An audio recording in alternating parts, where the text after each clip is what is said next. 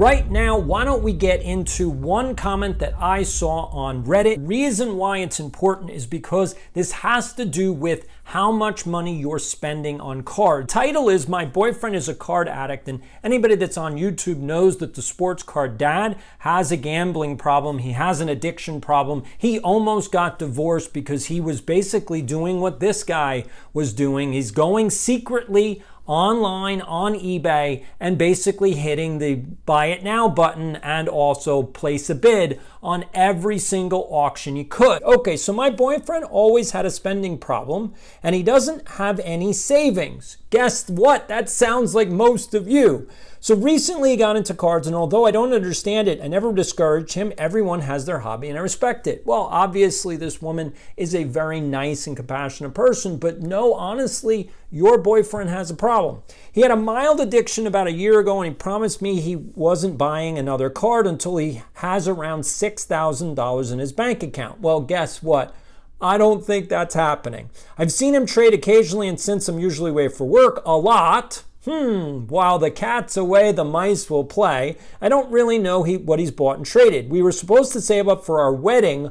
Oh my God. Like, does this sound like the Sportscard dad? I mean, this is it. Like, he's supposed to be caring about me and our future, and he's not, because he cares about cardboard more than me. Okay. I asked him how much balance he has to see what kind of wedding we could afford. He said he had only $600 in his account and spent $12,000 in the past year. I'm sorry, folks. $12,000 on sports cards. You are out of your mind.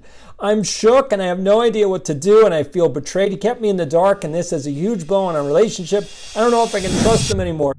No, you cannot trust him, and you should break up with him immediately, and I'm sorry for your loss, because this is a problem. And for all of you that are sitting out there in YouTube land, I want you to be aware that you have to be aware of this problem as well, because this is the issue.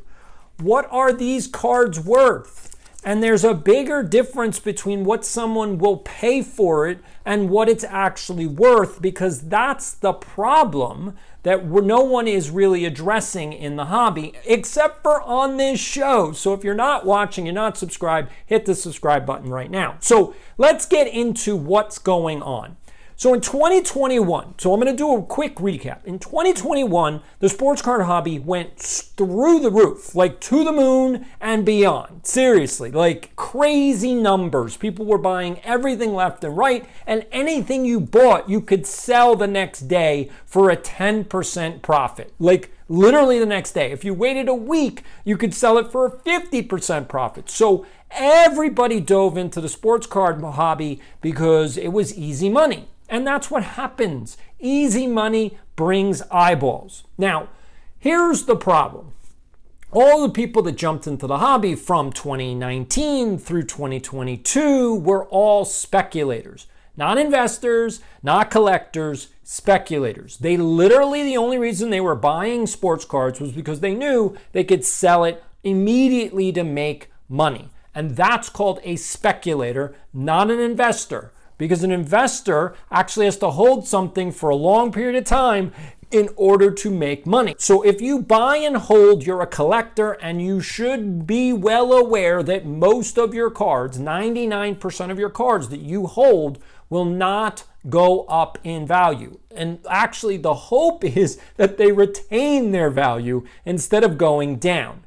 That's honestly the biggest hope, is that your cards don't lose value, they just stay the same. That would be the best, because then you get to own them, you get to enjoy them, and then when you want to sell them, you don't actually lose any money. Now, obviously you do lose some money because with inflation, yes, you're not getting your money back, but at least you're getting cash back and somebody else can enjoy those cards. Now, please take care of your cards so that the next person that gets them doesn't get a pile of ripped up and creased and really crappy cards, all right? So that's your job, is to take care of them. Here's the problem. So when Gary Vee was posting once a week to his 10 million subscribers, guess what happened? All these speculators came into the hobby. Now, Gary Vee doesn't post anymore on sports cards, and you know why?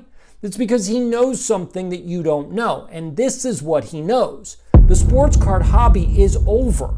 Yeah, that was a trend that's long gone. He's already on the next trend, and you are left behind. Now, if you're a collector, we don't care. Like Gary Vee came in, he understood where the market was going, he capitalized on it, made a ton of money, and then he got out. Now, he is also a collector, a legit collector. He actually is a huge collector of a lot of stuff. If you've ever seen his videos, you see the back wall, like kind of like this. He's got a ton of stuff. He's a collector. But in terms of buying and selling cards, he doesn't do that very much anymore because the market has dried up.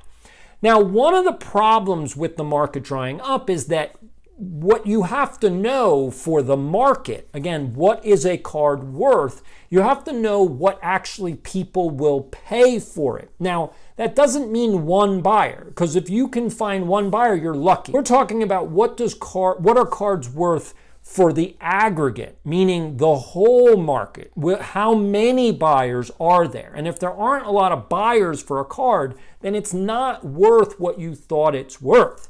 So this is an Eric Lindros rookie card. Okay, that's a scorecard. Eric Lindros rookie. It's not rare at all.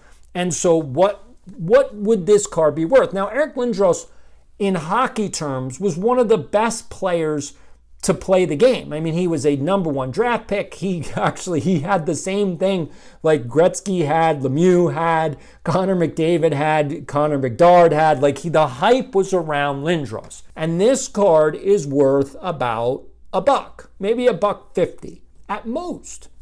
At most. And the reason why is because no one wants it. Now, that's it. I mean, that's literally what it comes down to. We call it supply and demand. Now, there's a lot of supply of this card because Score printed millions of these things. But another example of a card being worth way more, even though millions were printed, was the 1989 Upper Deck Ken Griffey Jr. rookie card. Now, there's been rumors, because no one knows the exact truth, there's been rumors that close to 4 million Ken Griffey Jr. rookie cards were printed. 4 million. And I don't know about you, but 4 million is a lot of cards. And yet, the ungraded 1989 Ken Griffey Jr. rookie card is worth $60 to $70. And you can sell it for $60 to $70 every day of the week.